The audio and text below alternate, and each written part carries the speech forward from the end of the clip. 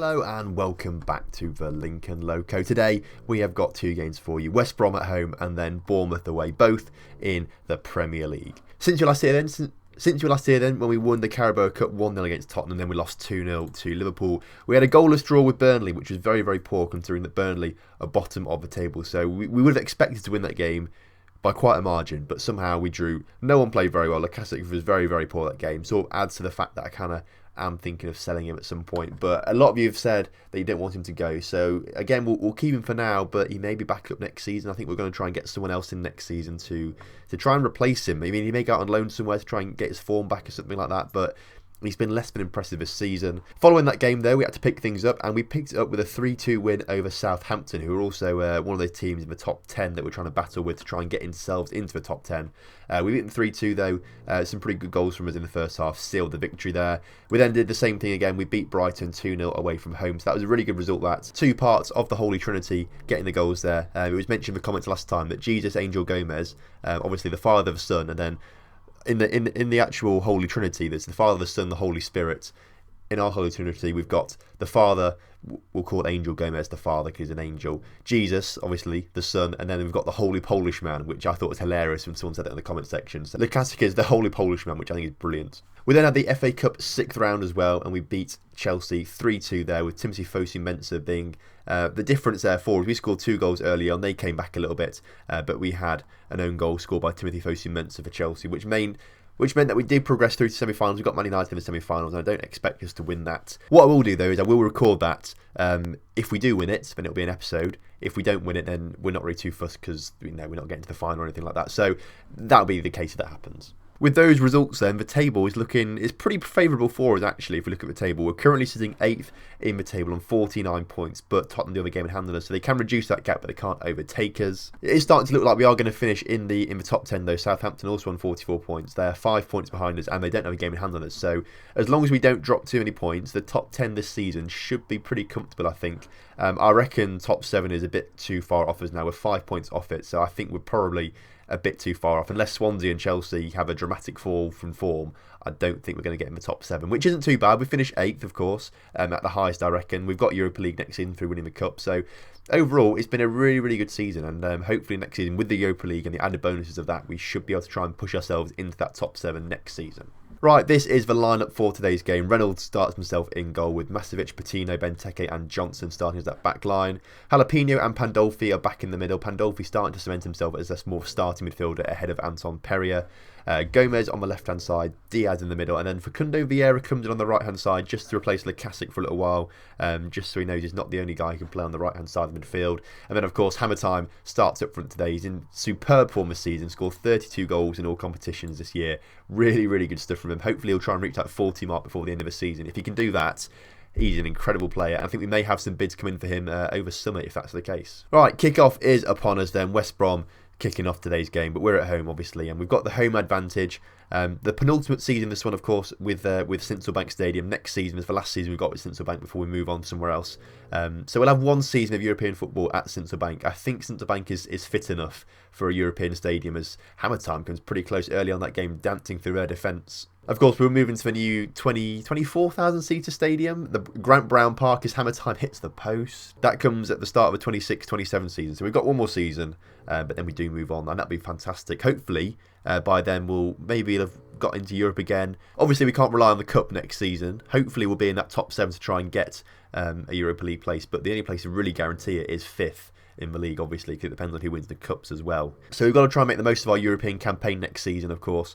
We've got to make the most of being in it and trying to make as much money as possible from it through the TV stuff. So trying to go as far as possible is probably going to be our main aim next season. We're going to have to really bolster the side. We're going to have to get some more rotation players in just to try and rotate the side. We're going to have to play a lot more games next season as well, and we need the players to be fit as possible for all competitions if we want to be competing in the league as well, to try and get automatic qualification to Europa League, for example. We've got to have more players players and squad players in the team to try and cope with all those extra fixtures and things like that. So we're going to have to do a lot of recruitment over summer.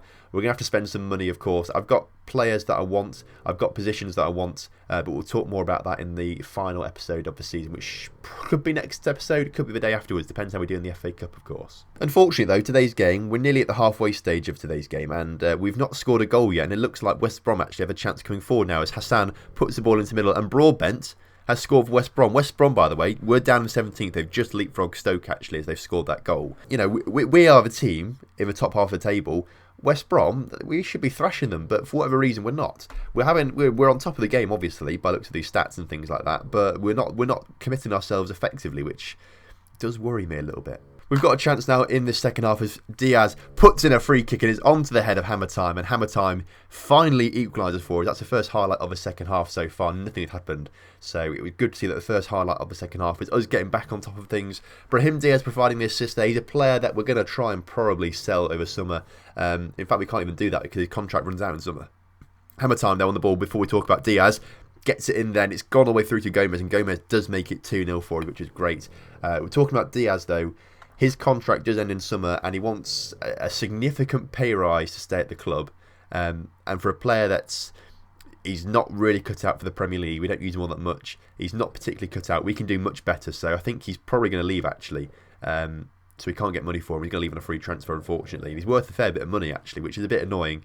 Perhaps we should have offered him in January. Unless he takes a major wage cut, then I'll keep him at the club, for example, as backup. But I think this is the last season Brahim Diaz has at the club now, as our cross has been cleared by West Brom. Now they've got him coming forward for a counter-attack. Hassan's been put forward, but Benteke, will he get his tackle in? He doesn't need to, because the shot was absolutely awful. Facundo Vieira is also a player we need to talk about, actually, in terms of selling over summer. He's a very, very... Well, he's been a good player this season, but he's not necessarily the best player or cut out for the Premier League. But because of his form this season, his value skyrocketed to about 17 million. So if we can get 17, 20 million for him, he's gone. Well, we won that then. We won it 2-1. A bit lacklustre result-wise. I mean, in terms of stats, we were a bit more dominant, but the scoreline wasn't particularly dominant. But the main thing is we did get 3 points, where I can't be too cross with the boys, really. Yeah, I mean, he's nearly worth 20 million now, but look at him. His potential is only 3-star. He's decreasing in his attributes because he's not played very well. But this season, he has been on form. 25 appearances, 10 goals, 8 assists. He's played really, really well when he has played. We only bought him for 1.2 million last season. His potential when we bought him was 5-star, but it's obviously dropped down quite a bit. Mostly because we didn't really play him at all last season. And this season he's sort of been a fringe player. Only 14 starts, 11 from the bench.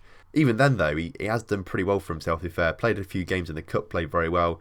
Apart from international games where he's just below a 7, every average rating is above a 7. So he's a player that I'm thinking we could keep. But in terms of his actual abilities, only a good player for the Championship. So if we could get 19.25 million for him over summer, I'm taking that every single day of the week. Someone was asking as well on the Discord server in between episodes. Now we sold Williams, was he actually on the favoured personnel list? Because he'd been here for 4 seasons. He's been a regular starter for 4 seasons. So was he on the favoured personnel or icon list? But he's not. So I thought I would show you actually who's in the favoured personnel list and things like that. Josh De Silva, fair play, he's there. He's a fantastic player. Still on loan at Derby. Has he played more than 20 games this season? He's played 20 games. So we should be able to sell him now for 10 million to them if they want him. Hopefully they do want him, because I mean, I don't want him, so hopefully they pay me £10 million for him. Hammer Time's there, of course, for obvious reasons. I'm there for unusual reasons. Why am I favourite person? I should be a legend. I've just won the League Cup for Lincoln. I should be a legend, really. Obiolore's there. He's played pretty well, to be fair, when he was here. He's now at PEOK. That's where we sold him to. We sold him there for 5.5 million after he was on loan at Swindon for a little while. Played very well for us. He scored lots of goals, but by the time he went to Swindon on loan, he was only a League One quality player, so we couldn't really justify playing him. But he's a favoured personnel. George Byes is there, of course. Where's he at nowadays? He's at Norwich. Is he? We sold him. We let him go for free, actually. He went to Norwich on a free, which is fair play. I'm there, of course. We said that already. Chummer is there, of course. He's still playing at Middlesbrough, but he's only made he's paid 2 appearances now. £16 million, 2 appearances. That's £8 million per appearance, which is rubbish. Alex Woodyard's there, obviously, because he's a fantastic player. A Lincoln City legend. Should be on the legends list really along with me. And then Elliot Whitehouse is there for some reason. I don't know why he's there. because he literally played for us for actually a few seasons, to be fair. I thought he played for us for 2 seasons, but no. Obviously, he did join here in real life, and then when I was managing him, he was here in League 2, in League 1, but didn't play in the Championship at all. So he didn't be there for 2 seasons, 3 I suppose if you want to call it that season, but didn't really play too many. It says 26 appearances, but most of those were substitute appearances. So I don't know why he's on the favoured personnel list, especially now he's playing for Stockport. He should be a legend at Stockport really, rather than favoured personnel at Lincoln. In terms of icons then, there's no one that you would know on here. Danny Cowley, I suppose, is the player, the manager rather. He was manager of England before I took over the England job after he resigned. He's not found another club yet, but he's an icon. And then Simon Yeo, this is the guy that inspired me to get Brad Yeo, literally because he got the same surname, and it turned out Brad Yeo was amazing. And Brad Yeo should be a legend as well. So one day, me, Alex Woodyard, and Brad Yeo are going to get to the legends, but getting there is a different story, I suppose, really, isn't it? Right, we've got the Bournemouth game today, and we'll give Lukasic a chance again today. We'll put him back on the pitch instead of Facundo Vieira. Anyone else want to come on the pitch? I don't think so. I think we're fine as we are right now. Jesus Jimenez will probably come on at some point, because I do want to give him more game time. He has played well when he has come on the pitch and things like that. So we'll leave it like that. The only change is going to be Lukasic, but we do want to get Perrier on the bench as well. Of course, he needs to start a few games. In fact, we'll start him today instead of Pandolfi. He's more of that box-to-box midfielder type man that we want him to be. We want Pandolfi to be more box-to-box as well, so we need to start training them both to compete with each other, I suppose. Right, kick-off is upon us once again. We're away in the black today, and we've kicked off today's game. Hopefully, looking for another win. Now, last game didn't change our position at all, kept us in 8th place, although we are only 1 point behind Swansea now, but they will have a game in hand on us after we play this game, so we'll probably drop back down to 8th. Bournemouth, by the way, are down in 15th right now, so they should be relatively easy pickings. Actually, as well today, I think last season we got 54 points, I think. So a win today will eclipse our points total from last season, which is fantastic. Looking here as well, Tottenham, I don't think they can't have played. I don't think they played then last game. Or maybe they did play and they won, and they've still got 2 games in hand on us somehow. Southampton, though, I think they only drew in their last game. So if we win today, we will go 11 points clear of them, 10 points clear of them rather, but of course they still have a game, so they could go back to 7. But I can't see us dropping down below 10th place now. I think we are going to get in the top 10 this season. I mean, so far, a highlightless game, which is very, very interesting, obviously. So much to talk about, so much action to analyse. What a game so far. At least we've been on top. You know, we've only had to let them have 1 shot.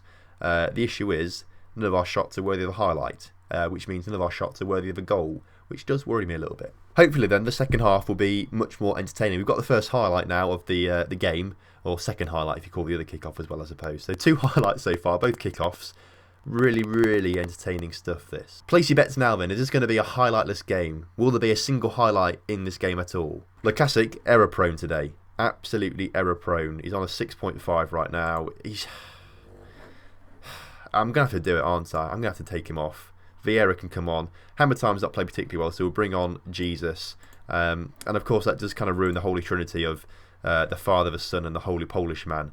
And Holy Uruguayan man doesn't particularly go quite as well as Polish man, does it? I don't think. So they're the 2 changes that we'll make. Hopefully they will affect the game somewhat in our favour, of course. Instantly, there is a highlight after the change. Have the changes been made yet? I don't know if they have been or not. As Gomez comes forward, puts it onto Hammer Time's head. The changes hadn't been made, but he puts it just wide anyway, so there may as well not have been a highlight. Right, we're going to say demand more as well. I expect more from the boys right now, especially against teams lower down.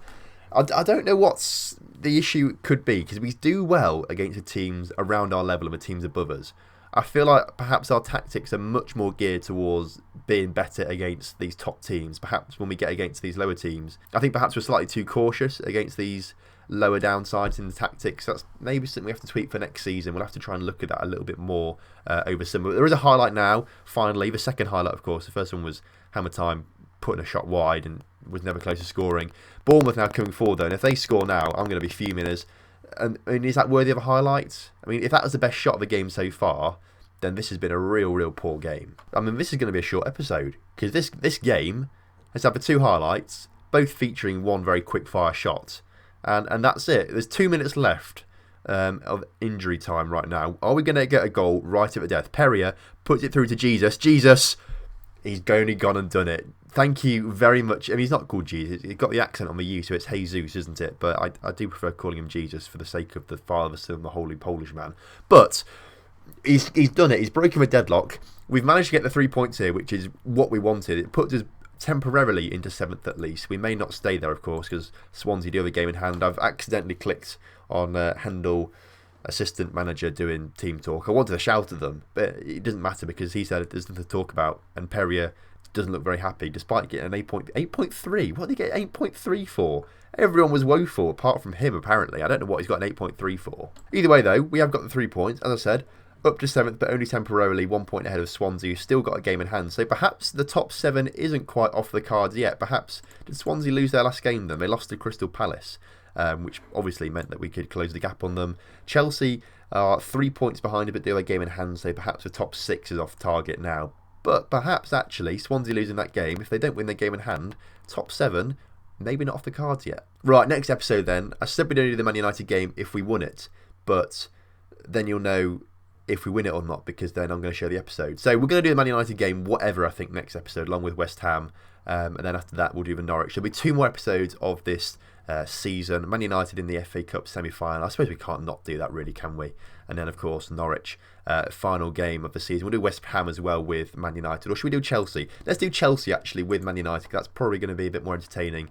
Chelsea are a team that we could close the gap to. And, of course, we beat them earlier on in the season as well. And twice, actually, in the FA Cup as well. So that'd be a good game to do, those 2 games. Thank you very much for watching today's episode. I hope you have enjoyed it. If you have done, make sure you do drop a like on the video. Subscribe to the channel for more Football Manager action. And I'll see you next time for some more Lincoln Loco.